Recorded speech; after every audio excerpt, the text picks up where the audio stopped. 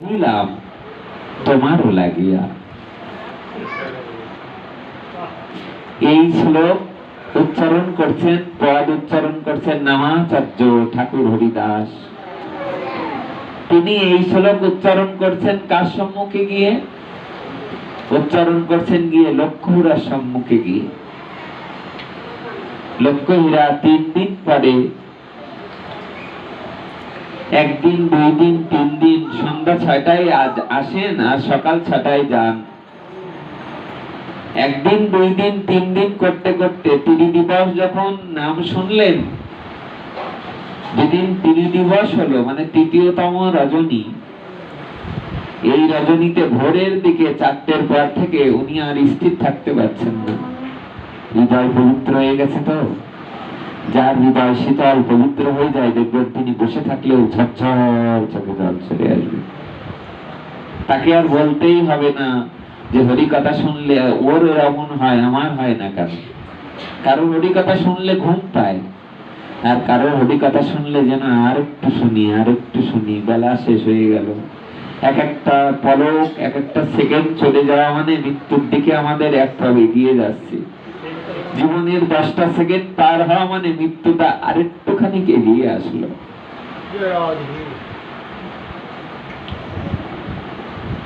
3 দিন যখন হরিকথা হরিনাম শুনলেন, তৃতীয়তম দিবসে রাত 3টের পরের থেকে 4টের পরের থেকে লক্ষ্মীর মধ্যে আর স্থির থাকতে পারছে না, শুধু চোখ দিয়ে ঝরঝর করে জল ঝরছে। আর অতীতে করা কৃত কর্মের জন্য নিজেকে বারবার করে ঘৃণিত, জঘন্য, আমি কি করেছি এতদিন, আর এখন দেখো কেমন। হ্যাঁ, এই যে এই না বলছেন, মনে মনে চিন্তা করতে করতে একসময় আষাঢ় খেয়ে যেয়ে পড়েছেন হরিদাস ঠাকুরের সম্মুখে। ভোর হয়ে এলো আর লক্ষ্মীহীরা যেন লক্ষ্মীহীরাই হয়ে গেল। লক্ষ্মীহীরা গিয়ে গণিকা, তুলসী পরে নামকরণ হলো। উনি গিয়ে ঠাকুরের সম্মুখে ধুলায় গড়াগড়ি দিতে দিতে একটা কথা খুব নিভৃতে বললেন, জানো ঠাকুর, জগতে সবার পাপের ক্ষমা হবে, কিন্তু লক্ষ্মীহীরার পাপের কোনো ক্ষমা হবে না। লক্ষ্মীহীরা ঝরঝর কাঁদছে আর হরিদাস ঠাকুরকে বলছে, সবার পাপের ক্ষমা হবে কিন্তু আমার পাপের কোনো ক্ষমা হবে না। মহত্বের স্বভাবেই তাড়িতে পাব, নিজ কর্ম নাই জান তবু পরঘর, সাধুদের হৃদয় কোমল। হরিদাস ঠাকুর সঙ্গে সঙ্গে ওনার কান্না দেখে নিজে দাঁড়িয়ে গেলেন, বললেন, এমন কেন বলছো? বলছে, ঠাকুর, এর একটাই কারণ, আমি এইটুকু বুঝেছি, 3 দিন তোমার নাম শুনি আমি এইটুকু বুঝেছি, আমার পাপের কোনো ক্ষমা হবে না। এই জন্যে পৃথিবীতে সবার ক্ষমা হয়, কিন্তু যে অন্যের ক্ষতি করে তার কোনোদিন ক্ষমা হয় না। আমার এই রূপ যৌবন দেখে অনেক সংসার ভেঙেছি আমি, আমার মনে হয় এই পাপগুলো আমাকে একত্রিত হয়ে আমাকে কোনোদিন ক্ষমা করবে না।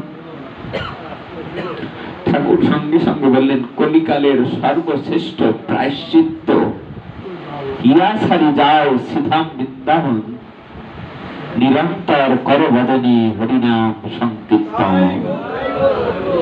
যদি কোনো পাপের প্রায়শ্চিত্ত কেউ করতে চায় তাহলে বৃন্দাবনে যাওয়া উচিত। সুভক্তি রায়কে বৃন্দাবনে পাঠিয়ে দিলেন মহাপ্রভু, যাও সুভক্তি রায়, তোমাকে গরম ঘি খেয়ে মরতে হবে না। গরম ঘি, তপ্ত ঘৃত খেয়ে মৃত্যুবরণ করা, এটা কোনো প্রায়শ্চিত্তই নয়। আত্মহত্যা করা কোনোদিন প্রায়শ্চিত্ত হতে পারে না। বদনে নিরন্তর হরিনাম উচ্চারণ করো, নিরন্তর হরিনাম উচ্চারণ করো। তপ্ত ঘৃত খাওয়া কখনো পাপের প্রায়শ্চিত্ত নয়। ইয়া ছাড়িয়া যাও শ্রীরাম বৃন্দাবন, নিরন্তর করো কৃষ্ণ নাম সংকীর্তন। হরিদাস ঠাকুর কি করলেন? লক্ষ্মীহীরাকে বললেন যে তোমার পাপের প্রায়শ্চিত্ত হবে, আজ থেকে তুমি এক কাজ করো, যত টাকা পয়সা জীবনে ইনকাম করেছো, এই অসৎ পথে যত টাকা কামাই করেছো, সব টাকা দান করে দাও। লক্ষ্মীরা অবনত মস্তকে বললেন, ঠাকুর তোমার যা ইচ্ছা, যদি আমার এই টাকা পয়সা দান করে দিলে মঙ্গল হয়, আমি আজ সব দান করে দেব। আর কি করতে হবে ঠাকুর? নিতাই গৌর যেমন বলেছিলেন না, জগন্নাথজি নিত্যানন্দ প্রভুকে বলছেন যে কিসে আমার মঙ্গল হবে। সবাই পাশ থেকে বলছে, তোমার তো অতীত বর্তমান সমস্ত পাপ তো গ্রহণ করেই নিয়েছে নিত্যানন্দ প্রভু, তাহলে তো তোমার আর কোনো অপরাধ থাকলো না। প্রভু এসে বললেন, আমার আর কি করা উচিত? নিত্যানন্দ প্রভু বললেন, এক ঘাট নির্মাণ করো, যে ঘাটের নাম হবে মাথায় জগাই ঘাট না মাথায় ঘাট, মাথায় ঘাট। বলে ওই ঘাটে গিয়ে দুই ভাই বসবে, আবার বৃদ্ধ বনিতা ছোট থেকে বড় পর্যন্ত, সাধু থেকে ডাকাত পর্যন্ত যাকে পাবে তাদের চরণ ধুয়ে তাদের কাছে আশীর্বাদ প্রার্থনা করবে, কিসে আমার মঙ্গল হবে বলুন? এটাই তোমাদের। আর প্রতিদিন 2 লক্ষ করে হরিনাম জপ করবে, এই নামাশ্রয়ী হবে। তেমনি 12 বনিতা, তুলসী, গণিকা, লক্ষ্মীরা তাকে বললেন, তুমি প্রতিদিন 3 লক্ষ করে নাম করো, আর মস্তক মণ্ডন করে, চাচর চিকুর কেশ মণ্ডন করে এই মাধবী লতার নিচেই তুলসীকে সম্মুখে রেখে হরিনাম জপ করবে। হরিনাম তোমাকে রক্ষা করবে, হরিনামই তোমাকে সেবা দেবে, হরিনামই তোমার আশ্রয় হবে। প্রতিদিন উনি একটি তুলসী পত্র, সামান্য তুলসী পত্র জল পান করেই ওখানে জপ করতে লাগলেন। 3 বেলা পেট ভরে প্রসাদ না পেলে, পেট ভরে না খেলে যেমন অনেকে দেহ রক্ষা হয় না, এমনি হরিনাম এমন ভাবে পান করতে লাগলেন যে হরিনামই তাকে বাঁচিয়ে রাখতে লাগলো। এতদিন বাঁচলেন। ধীরে ধীরে ধীরে ধীরে যৌবন শেষ হলো। প্রত্যেকটা মানুষের জীবনের যৌবন একদিন এমনি ভাবে শেষ হয়ে যাবে। চামড়াগুলো ধীরে ধীরে ধীরে ধীরে একেবারেই কেমন যেন হয়ে যেতে লাগলো, চুলগুলো ধীরে ধীরে সাদা হতে লাগলো, সেই রূপ যৌবন আর নেই। আর ওই মাধবী তলায় বসে বসে হরিনাম করতে লাগলেন। দিন যায় রাত যায়, সবরই যেমন শেষ সময়, আর 2-4 দিন বাঁচবেন। রাম তুমি এলে না, রাম এসো রাম। আমার গুরুদেবের আশীর্বাদ কি তাহলে ব্যর্থ হয়ে যাবে? কোথায় আমার গুরুদেব বলেছিলেন, সবরই তোমার কোনো দুয়ারে যাওয়া লাগবে না, ভগবান রামই তোমার দুয়ারে এসে দাঁড়াবে। তেমনি হরিদাস ঠাকুরের শুভ প্রার্থনা কামনা করছেন, ধীরে ধীরে বুদ্ধ হয়ে গেছেন, আর চলস শক্তি রহিত, আর শরীর চলে না ভালো। লক্ষ্যরা ক্রন্দন করছেন। একদিন ঠাকুর দেখতে দেখতে আমার বেলা ফুরিয়ে এলো। আমার মন ডেকে বলছে, আমি আর মনে বেশি দিন বাঁচবো না, যত 2-4 দিন আছি পৃথিবীতে। হরিনামের শক্তি নিজে উপলব্ধি করছেন যে আমি আর বেশি দিন বাঁচবো না। উনি মনে মনে চিন্তা করছেন, আজকেই আমি একটু ঠাকুরকে দেখতে চাই। ঠাকুর মনের সাথে মনের কথা হচ্ছে তো। বলে আগে যে মিলন চেয়েছিল, সে মিলন তো আজ গুরু শিষ্যের মিলন হয়েছে। গুরুদেবের কথা নিরন্তর চিন্তা করতে করতে গুরুদেবের হৃদয়ের সাথে তাদাত্ম্যতা প্রাপ্ত হয়ে গেছে। যেই মাত্র অচ্যুতর গালে চড় দিয়েছে মা, চড়ের দাগটা নিমাইয়ের বদনে গিয়ে লেগেছে। যেই মাত্র কৃষ্ণ মিশ্র কলা খেয়েছেন, আর কলার ঢেকুরটার সাথে সাথে নিমাই গিয়ে কলার ঢেকুর তুলছে বলো, এটা বলে তাদাত্ম্যতা। ঠাকুরের হৃদয়কে একেবারে ভেঙে ফেলছেন ওখানে কাঁদতে কাঁদতে। এত করন্দনী আওয়াজ করছেন, ঠাকুর আজ তুমি এই বেশ্যাকে সাধু বানিয়ে দিয়ে গেলে, অথচ বিদায় বেলায় আমাকে একবার দেখা দেবে না ঠাকুর? আজ আমার এক শেষ প্রার্থনা ঠাকুর। শুনেছি ডাকার মতো ডাকলে নাকি সাড়া পাওয়া যায়। আমার একটা ছোট্ট প্রার্থনা, আজ আমি 12 বনিতা ছিলাম, হয়তো জীবনে দেহ ব্যবসা করে অন্য জীবনগুলো চলতো, আজ তোমার কৃপায় আজ তুমি এখানে আমাকে রেখে গিয়ে গেছো, আমি 3 লক্ষ করে হরিনাম এখানে জপ করছি। ঠাকুর, শেষ সময়ে তুমি একবার দর্শন দাও না ঠাকুর। সারাদিন করন্দন করলেন, দুপুর গড়িয়ে সন্ধ্যা আগত প্রায়। সন্ধ্যার সময়, সন্ধ্যার আগে আগে প্রাককালে মনে মনে চিন্তা করছেন, আর যদি ঠাকুর দর্শন না দেয় তাহলে এই যে সম্মুখে, তখন নাকি ওখানে একটা কুল গাছ ছিল, এখন ওটা দৃশ্যটা নেই। ওই কুল গাছটার কাটা দ্বারা উনি মনে মনে চিন্তা করলেন, যে নয়ন দিয়ে বিল্লমঙ্গল ঠাকুর যেমন বললেন না, যে নয়নে গোবিন্দ দর্শন হয় না, সেই নয়ন দেখে আর লাভ কি, শুধু কুদৃষ্টি যায়। উনি যেমন ওই মেয়ে ছেলের কাঁটাটা নিয়ে, সোনার কাঁটাটা যেমন নয়নের মধ্যে দিয়ে দিলেন, উনি যে কুল কাটা খুঁজছেন চারিদিকে, কিন্তু কুল কাটা কি আর পাওয়া যায়? উনি গাছে উঠলেন, মেয়ে ছেলে হয়ে গাছে উঠে দেখে একটা কাঁটাও নেই কোথাও। হাসছেন গাছে উঠে, আহা হা হা। হাসতে হাসতে নিজে নিজে বলছে, বুঝতে পেরেছি এটা সাক্ষাৎ মহাপ্রভুরই কাজ, নইলে কুল গাছে কাঁটা কেন থাকবে না। উনি গোড়ায় নামলেন, গোড়ায় নেমে বললেন, কাঁটা নেই তাতে কি, গোড়া তো আছে, গাছের গোড়া, এই গোড়ায় চোখ ঘষে আমি চোখ দুটো আজ নষ্ট করে দেব। যে চোখ দিয়ে আমার ঠাকুরের বদন দর্শন হয় না, সেই চোখ আমার রাখার দরকার নেই। উনি গাছ থেকে নেমে গোড়ায় চোখ ঘষতে ঘষতে রক্ত তরতর করে পড়তে লাগলো, রুগীর ধারা মাটিতে গিয়ে রক্ত পড়তে লাগলো। কাঁদতে কাঁদতে দেখলেন চোখ নষ্ট করতে পারলেন না, যতই আঘাত করেন চোখ তিনি দেখতেই পান। উনি কাঁদতে কাঁদতে, ও বুঝতে পেরেছি, আমার চোখ আর নষ্ট করতে দেবে না, গাছের কাঁটাগুলো রাখতে দেবে না। উনি দৌড়ে ভিতরে ভজন কুটিরে গেলেন, গিয়ে যে জায়গায় বিগ্রহ আছে ওই বিগ্রহের সম্মুখে বসে বসে ঝরঝর কাঁদতে লাগলেন। যাতে বসলেন, বসে ভীষণ করন্দন করতে করতে করতে করতে উনি নয়ন মিলে যেই মাত্র ডান দিকে তাকিয়েছেন, তাকানোর সাথে সাথে দেখেন ঠাকুর হরিদাস এসে ওখানে আবির্ভাব হয়ে গেছে। বলেন নামাচার্য হরিদাস ঠাকুর কি, নামাচার্য হরিদাস ঠাকুর কি। ঠাকুর ওখানে এসে ঠাকুরকে দেখার সাথে সাথে যেরকম আগুনের মধ্যে ঘি ঢেলে দিলে আর দাউ দাউ করে জ্বলে, ওনার কান্না যেন আরো কোটি গুণ বৃদ্ধি পেতে লাগলো। উনি কাঁদতে কাঁদতে ওখানে গড়িয়ে পড়ে হরিদাস ঠাকুরকে বলতে লাগলেন, ঠাকুর তুমি এসছো ঠাকুর।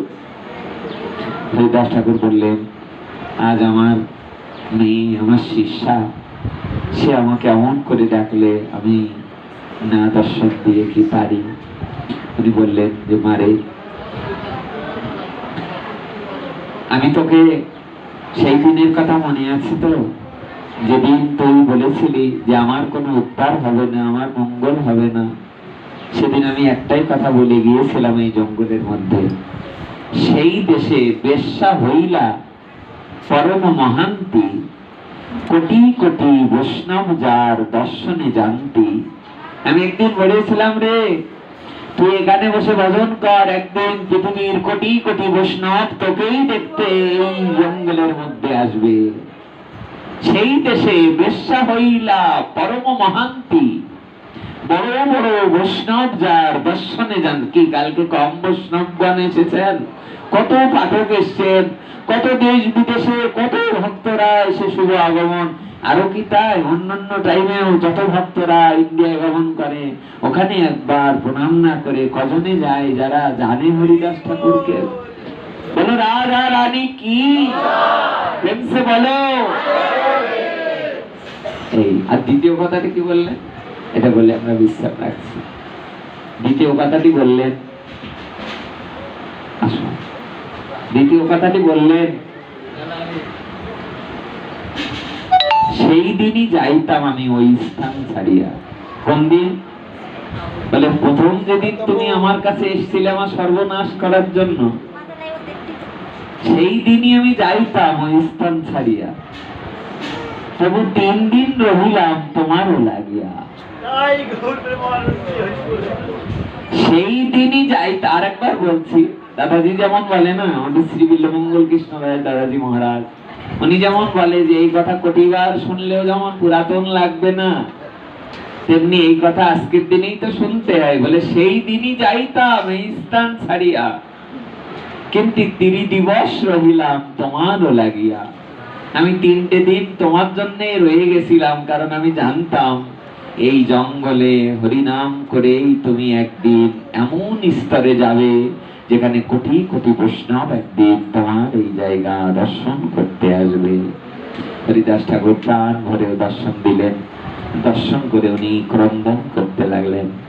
আর হরিদাস ঠাকুরকে দর্শন করে, ঠিক যেমন মহাপ্রভু হরিদাস ঠাকুরকে দর্শন দিয়েছিলেন, হৃদয়ে রাখিব তোমার পুরানা চরণ, আর বক্ষে রাখিব, নয়নে রাখিব তোমার ও দুটি নয়ন, বক্ষে রাখিব তোমার ও রাঙা চরণ, বদনে উচ্চারিব শ্রীকৃষ্ণ চৈতন্য নাম, এই মতো ইচ্ছা মোর ছাড়িব পরাণ।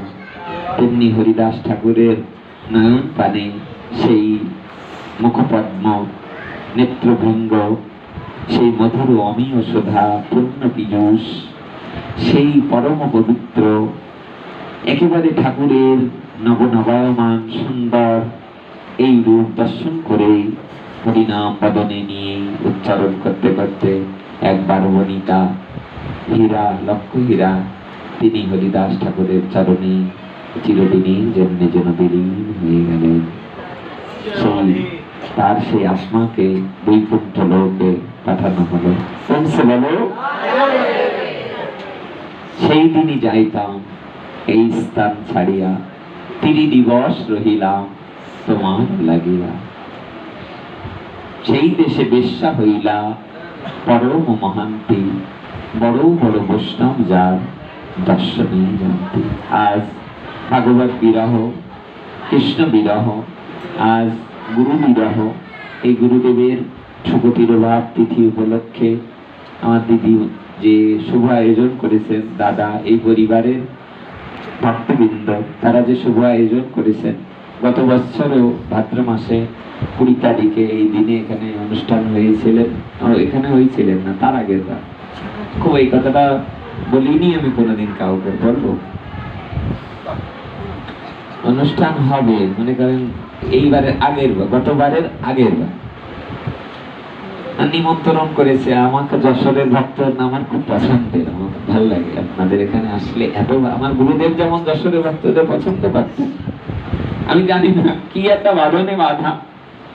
অন্য জায়গায় ভক্ত আছেন, সব জায়গায় ভক্ত আছেন। মহাপ্রভু যেমন, যদি আমার মতো এক কীট মরে যায় তাতে তোমার কি আসে যায় বলো? তোমার এদেশেই তো কত বৈষ্ণব, ও দেশের কথা বাদই দিলাম, নীলাচলেই কত মহাপ্রভুর গণ, বৃন্দাবনে বৈষ্ণবের গণ, আর নবদ্বীপে মহাপ্রভু ভক্ত, তাহলে ওগুলো তো বাদই দিলাম। এই যেই বললেন মহাপ্রভু বললেন, ও আমি তোমার যোগ্য নই, তাই যাও আমাদের ছাড়িয়া। বলো